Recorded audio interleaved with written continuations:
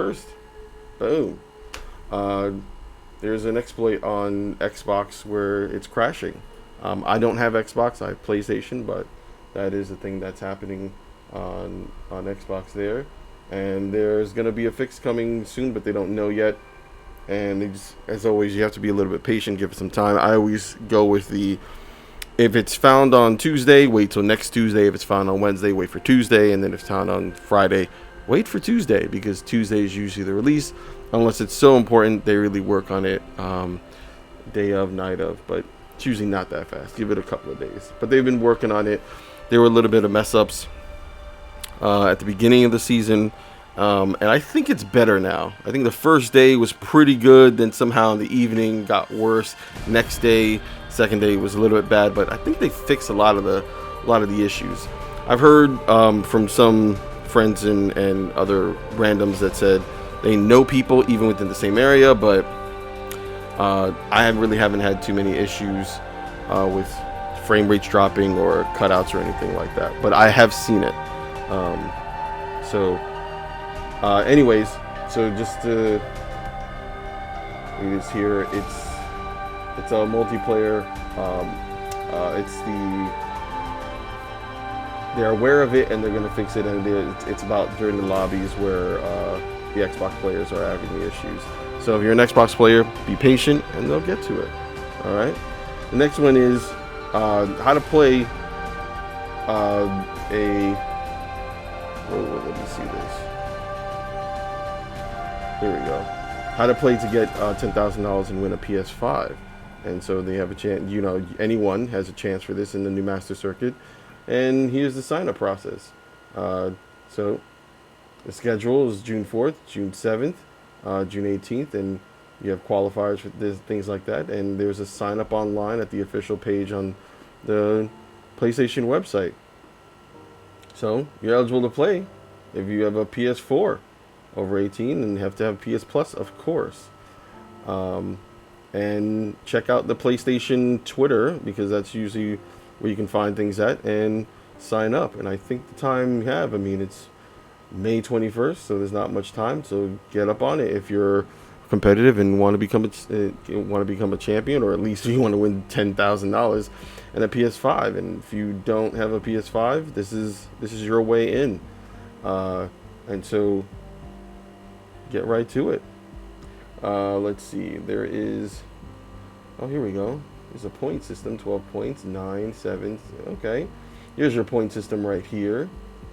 And what do we have back here? Give me 1 second to move all this stuff.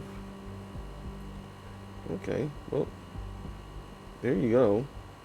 I don't know where that little placement thing went. Oh, wait a minute.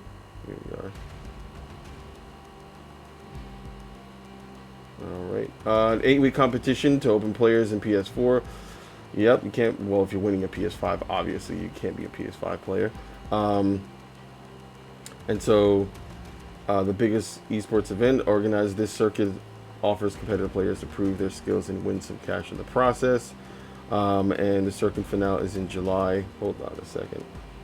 Oh well. Oh wait, my chat as well. My bad.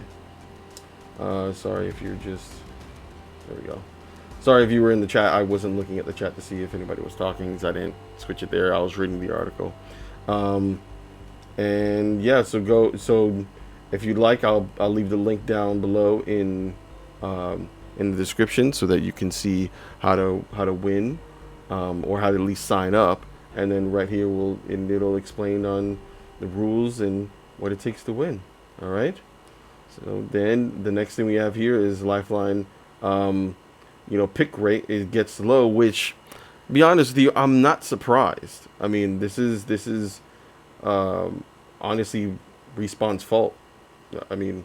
It's just not. The fact is, if that she would have had her shield, which she's supposed to have because that's how she started, then it wouldn't be such a big problem. But let's see. Consider tier 1 decision to remove her shield. See right there, season 9 proved to be a fatal nerf, and her pick rate has been sharp decline ever since. And by the way, with Newcastle being in, her shield should come back. It makes no sense not to have it. I don't understand that. But she's still a great character without it. And yes, she can do a lot, but that shield, man, that shield is everything. And so she's at a 3.9 when she used to be a 9.5. But it doesn't matter anyway. She was like more of a mid tier. I know they're saying top tier, but in comparison, everybody knows when you're talking about Wraith or Octane or Bloodline, it still doesn't. It still does that. I think even Valkyrie's higher than her, but she's still a great legend. And if you do like her, stick with her. But somebody's got to convince Respawn to stop doing this. They got to give her a shield back, because she was great that way. Anyways, and by the way, you know what? Before I leave this one, with the fact that Newcastle can pull someone in while shielding them, and she doesn't, in all honesty, I think the shield should even be crazier. Have more cover, be able to move. I mean, do different things. And I'm hoping that that's why they didn't put it in. They were prepping for Newcastle, and he was a lot of work because he has a lot of characteristics that involve different people. And I'm hoping they do the same thing. Hey, people love Newcastle. What's up, Honda? Thanks for joining in. He's really a lot of work, and they wanted to see how Newcastle would hold up and if people liked him. He's OP, but I think he's pretty good. I'm glad you're doing well. He's OP, but he really is a good character, and I think he's the better way of what Seer would have been, because Seer was OP and people complain because I don't think they understood what Apex was trying to do or what Respawn is trying to do. They're trying to make everybody like crazy. Like every new character is crazy, because I'm noticing even Mad Maggie, who I'm choosing right now, I think is pretty much my main. I think she is a little OP, but just enough not OP that it doesn't seem crazy. But when she first came out, people actually complained about how many things she had. But now that they're so passive, and also in comparison to Newcastle, it's not that serious. But I think that's what Seer should have been. But I wasn't there. I remember I think that was season 9. I don't know if Seer came in season 9 or season 10, but maybe season 10. And when he first came in, he had powers that they nerfed. I wasn't there, so I can't remember. I had to read about it. But he should have stayed OP too, and then hopefully everybody in there would have been the same thing, which you could see that they're doing. So hopefully, again, Lifeline, please, Respawn, please bring Lifeline shield back and make it better, make it crazier. All right, the next thing is Fade. I haven't played Apex Mobile, but if you don't know, Apex Mobile is out on Android and iOS, and you could check it out. It looks good. I'm hearing a lot of great things about it, especially the fact that when you play it, there really isn't that many mess ups or anything like that. And there are differences, but I'm not going to go into it now. I'm actually going to make a video. I'm actually going to play it and do the whole thing, but I haven't done it yet. And when I do that, I'll explain a little bit further.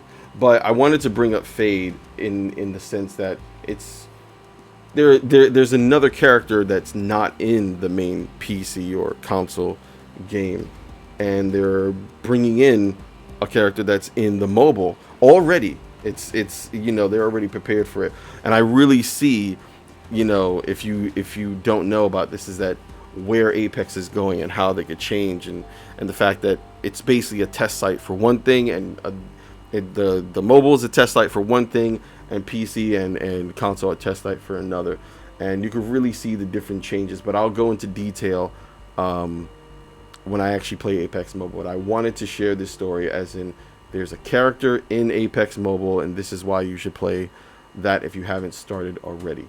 Sort of as a precursor of my video when I make it. Anyways, check out the article.